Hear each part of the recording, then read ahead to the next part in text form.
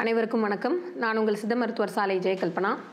நீங்கள் ஒரு இன்ட்ரோவர்ட் அப்படின்னா இந்த வீடியோ உங்களுக்காக தான். முதல்ல இன்ட்ரோவர்ட்னா என்ன அப்படின்னு பார்த்தோம்னா, நீங்கள் ஒரு விஷயத்தை எக்ஸ்பிரஸ் பண்ணாமல் வெளிப்படுத்தாமல் உங்களுக்குள்ளவே வச்சுக்கக்கூடிய ஒரு குணாதிசயம் இருக்கவங்களா இருந்தீங்கன்னா நீங்கள் தான் இன்ட்ரோவர்ட். எடுத்துக்காட்டுக்கு, நீங்கள் ஒரு ஸ்கூல் ஸ்டூடெண்ட்டாக இருக்கீங்க.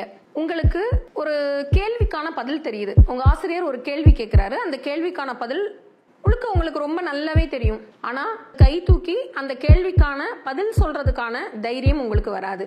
அதை மற்ற யாரோ ஒருத்தர் பக்கத்தில் இருக்க ஒரு ஸ்டூடெண்ட் வந்து அந்த கேள்விக்கு பதில் சொல்கிறாங்க. அது கூட கொஞ்சம் அரைகுறையை தான் சொல்கிறாங்க. அப்படின்னா, அடடா நமக்கு இது தெரியுமே, நமக்கு தெரிந்தும் நம்ம ஏன் பதில சொல்லாமல் இருக்கோம் அப்படின்னு நினச்சி உங்களுக்குள்ளேயே வருத்தப்படுவீங்க. இது ஸ்கூல் ஸ்டூடெண்ட்டாக இருந்தா, அல்லது ஏதாவது ஒரு போட்டிகளில் கலந்துக்கணும் அப்படின்ற ஒரு ஆர்வம் இருக்கும் உங்களுக்கு. நல்ல டான்ஸ் ஆடுவீங்க. ரூமுக்குள்ள யாருக்கும் தெரியாம கதவை அடைச்சிட்டு 4 சுவருக்குள்ள அற்புதமா பாட்டு பாடுவீங்க. ஆனா ஒரு போட்டியோ அல்லது ஸ்கூல்ல வரக்கூடிய ஒரு ஃபங்க்ஷனோ காலேஜில் வரக்கூடிய ஒரு ஃபங்க்ஷனோ உங்களை பாட சொன்னா நீங்க அதுக்கு முன் வர்றதுக்கு ஒரு தயக்கம், பெரிய தயக்கம் இருக்கும். டான்ஸ் ஆட சொன்னா அந்த ப்ரோக்ராம்ல கலந்துக்கிறதுக்கு உங்களுக்கு மிகப்பெரிய தயக்கம் இருக்கும். உங்களை விட திறமை குறைவானவர்கள், உங்களை விட பெர்ஃபார்மன்ஸ் கம்மியா பண்றவங்க கூட எல்லார்கிட்டையும் பாராட்டு வாங்கிட்டு போயிட்டுருவாங்க. நீங்க வருத்தப்பட்டு இருப்பீங்க. அதே மாதிரி சில தாய்மார்கள், பையன் வந்து தவறான வழியில போறான்னு தெரியும், நம்மளுடைய மகன் இதை செய்யக்கூடாது, இந்த பாதையில போகக்கூடாது, இந்த ஃப்ரெண்ட்ஷிப் வேணாம், இது எல்லாமே தெரியும். ஆனா அதை அவங்களுடைய மகன்கிட்டையோ அவங்களுடைய வீட்டில் இருக்க குழந்தைகிட்டையோ எடுத்து சொல்றதுக்கு ஒரு தயக்கம், தயங்கிட்டு அதை சொல்லாமல் இருக்குது. அதே மாதிரி பார்த்தீங்கன்னா ஆஃபீஸில், இப்போது ஆஃபீஸில் ஏதோ ஒரு விஷயம் வந்து எல்லாரும் ப்ரெசன்டேஷன் கொடுத்துட்ருக்காங்க. அப்போ அங்கே வரக்கூடிய சந்தேகத்திற்கான மிக அருமையான பதில் உங்கள் கையில் இருக்கும். அதுக்கான பதில் உங்ககிட்ட இருக்கும். ஆனால் நீங்கள் அதை வெளிப்படுத்தவே மாட்டீங்க. யாரோ ஒருத்தர் அதை வெளிப்படுத்தி பாராட்டு வாங்கிட்டு போயிட்டுருப்பாரு. நீங்கள் அமைதியாக உட்கார்ந்துட்டு இருப்பீங்க. அதே போல் தந்தைமார்கள், அவங்களுடைய பெண் குழந்தை அவங்க ஒரு உடை அணிவாங்க. அந்த உடை வந்து அந்த தந்தைக்கு வந்து இப்படி அணிய வேண்டாமே, இந்த ட்ரெஸ் போட்டுட்டு போக வேண்டாமே, இந்த ட்ரெஸ் வந்து மரியாதை உரிய ஒரு இதில் இல்லையே அப்படின்ற ஒரு எண்ணம் இருக்கும். ஆனால் தன்னுடைய சொந்த பிள்ளைகள் தான், அவங்கள்ட்ட வந்து அதை சொல்கிறதுக்கு ஒரு தயக்கம் இருக்கும், சொல்ல மாட்டாங்க. இந்த மாதிரியான மனோபாவம், இது எல்லாமே நம்ம டே டு டே டெய்லி நம்ம சந்திக்கிற பேஷண்ட் சொல்லக்கூடிய விஷயங்கள் தான். உங்களுடைய குழந்தையை கண்டிக்க வேண்டிய நேரத்தில் கண்டிக்கிறது இல்லை. அடுத்து நீங்கள் ஏதோ ஒரு ஆஃபீஸில் வேலை பார்க்குறீங்க. அங்கே ஒரு ஊதிய உயர்வு, ஒரு சேலரி வந்து அதிகமாக கேட்கணும். உங்களுக்கு நீங்கள் பார்க்குற வேலைக்கு தகுந்த சேலரி இல்லை, இன்னும் நம்ம அதிகமாக கேட்டால் கட்டாயம் கொடுப்பாங்க. கேட்டால் அவங்க வந்து நோ சொல்ல போகிறதில்ல, இல்லைன்னு சொல்ல போகிறதில்லன்னு நல்லா தெரியும். ஆனாலும் ஒரு தயக்கம், அதை வந்து கேட்காம அப்படியே பல மாதங்களாக அப்படியே அமைதியாக இருக்குது. இதை தான் நம்ம என்ன சொல்கிறோம், இன்ட்ரோவர்ட் அப்படின்னு சொல்கிறோம். தனக்குள்ள தானே ஆயிரக்கணக்கான சிந்தனைகள் இருந்தாலும், பல பதில்களும் விடைகளும் இருந்தாலும் நம்ம அதை என்ன பண்ணுறது, வெளிப்படுத்துவதே இல்லை. தனக்குள்ளேயே எல்லாத்தையும் போட்டு மூடி வச்சுக்கிறது. ஏன் ஒரு டவுட் வந்தால் கூட அந்த டவுட்டை கேட்டு கிளாரிஃபை பண்ணுறதில்ல, அந்த சந்தேகத்தை கேட்டு தெளிவடைகிறதில்ல. சந்தேகம் சந்தேகமாகவே மனதுக்குள் இருக்கும். இப்போது இந்த மாதிரியான குணாதிசயங்கள் எல்லாமே இன்ட்ரோவர்ட் அப்படின்னு சொல்லக்கூடிய இந்த தன்மை இருக்கவங்களுக்கு இருக்குது. சரி, இன்ட்ரோவர்ட் கேரக்டர் விட்டு நம்மளால் வெளியே வர முடியும் அப்படின்றத பார்க்க முன்னாடி இந்த குணாதிசயம் எதுலேருந்து வருது அப்படின்றத நம்ம பார்க்கணும். இந்த இன்ட்ரோவர்ட் குணாதிசயம் எதுலேருந்து வருது அப்படின்னா, நம்ம உடலில் இருக்கக்கூடிய பஞ்சபூதங்களில் காற்றின் தன்மை குறைவாக இருக்கும் பொழுது, காற்று தான் எக்ஸ்பிரஷனுக்கு காரணம். நீங்கள் ஒரு உணர்வை வந்து வெளிப்படுத்துறீங்க அப்படின்னா, காற்றோட தன்மை இருக்கவங்க அழகாக எக்ஸ்பிரஸ் பண்ணுவாங்க, தன் மனசில் இருக்கிறத வெளிப்படுத்த தெரியும்.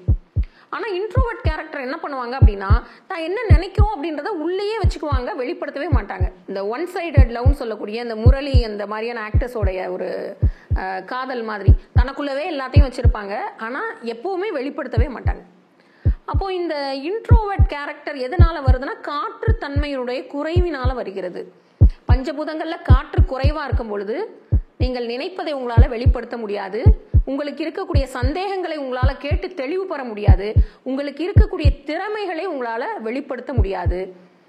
அப்போ காற்றை அதிகப்படுத்துவது எப்படி? நம்ம உடலில் காற்றின் தன்மையை அதிகப்படுத்துவதற்கு ரொம்ப எளிமையான ஒரு அற்புதமான முத்திரை. இதன் பெயர் அனுசாசன் முத்திரை. அனுசாசன் முத்திரைனா அதை கரெக்டாக தமிழில் நம்ம பார்த்தோம் அப்படின்னா ஒழுக்க கட்டமைவு அல்லது கண்டிப்பு அப்படின்னு கூட சொல்லலாம். நம்ம மற்றவங்களை கண்டிக்கும் போது கை என்ன பொசிஷன்ல வச்சிருப்போம்? இதை பண்ணாத அப்படின்னு குழந்தைய கண்டிப்போம் இல்லையா? நீ பண்றது தப்பு, இதை பண்ணக்கூடாது. இதுதான் அனுசாசன முத்திரை. இவ்வளவுதான். 2 கைகள்லையும் இந்த பொசிஷன். சும்மா நார்மலா நம்ம கைகளை ஆள்காட்டி விரல் மேல் நோக்கின நிலையில சாதாரணமாக இப்படி நம்ம வச்சுக்கலாம். நம்மளோட கைகளோட பொசிஷன். மீதி 3 விரல்கள் மடக்கி இருக்கு. ஆள்காட்டி விரல் மட்டும் நீட்டி இருக்கும். மீதி 3 விரல்கள் மடக்கி இருக்கு. கட்டை விரல் இந்த விரல்கள் மேல ஒரு அழுத்தம் கொடுத்திருக்கு. இதுதான் அனுசாசன் முத்திரை அப்படின்னு பேரு. இப்ப இந்த காற்றின் தன்மையை இந்த முத்திரை செய்யும் பொழுது அதிகப்படுத்துகிறோம். இந்த இன்ட்ரோவர்ட்னு சொல்லக்கூடியதுலயே நிறைய ரேஞ்சஸ் இருக்கு. அதாவது எதை பத்தி யார்கிட்டையும் எதுவுமே கேட்காம தனக்குள்ளேயே எதையுமே வெளிப்படுத்தாம இருக்கக்கூடிய ரொம்ப அதிகமான ஸ்டேஜில் இருக்கவங்களும் இருக்காங்க. ஓரளவுக்கு அந்த தன்மை இருக்கவங்களும் இருக்காங்க. இதுலயே நிறைய ரேஞ்சஸ் இருக்கு. அதை வைத்து நம்ம நேரத்தை நம்ம ஃபிக்ஸ் பண்ணிக்கலாம். ஒரு 5 நிமிடத்துல ஆரம்பிச்சு மிக அதிகபட்சமாக 20 நிமிடம் வரை ஒரு நாளைக்கு 2 முறை இந்த முத்திரைய, அனுசாசன் முத்திரைய ஒரு நாளைக்கு 2 முறை வெறும் வயிற்றுல, நீங்க காலையில எழுந்த உடனே, அதே மாதிரி இரவு தூங்க போகும் பொழுது 5 நிமிடத்துல இருந்து 20 நிமிடம் வரை இந்த முத்திரை செய்துட்டு வந்தீங்க அப்படின்னா, இந்த இன்ட்ரோவர்ட்னு சொல்லக்கூடிய தனக்குள் தானே வாழ்ந்திருக்கக்கூடிய இந்த குணாதிசயம் மாறி நீங்க கண்டிக்கக்கூடிய தன்மை உங்களுக்கு கிடைக்கும். அதிகமாக நீங்க நினைக்கிறத எக்ஸ்பிரஸ் பண்ணக்கூடிய தன்மை கிடைக்கும். நீங்க ஏதோ ஒரு விஷயத்துல சந்தேகத்தோட இருந்துட்டே இருப்பீங்க. அந்த சந்தேகத்தை கேட்டு தெளிவு பண்ணக்கூடிய தைரியம் உங்களுக்கு கிடைக்கும். அப்போ இந்த இன்ட்ரோவர்ட் கேரக்டர்ஸ்க்கெல்லாம் அற்புதமா உதவி பண்ணக்கூடிய முத்திரை.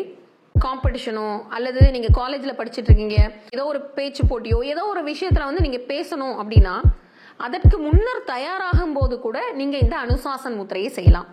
செய்தால் உங்களால நல்ல கம்ப்ளீட்டா நீங்க நினைத்ததை உங்களால வெளிப்படுத்த முடியும், வெளிப்படையாக பேச முடியும். அதனால தேவைப்படுபவர்கள், காற்றின் தன்மை குறைவாக இருப்பதாக நினைப்பவர்கள் எல்லாரும் இந்த அனுசாசன் முத்திரையை 5 நிமிடத்திலிருந்து 20 நிமிடம் வரை செய்து அனைவரும் பயனடைவோம்.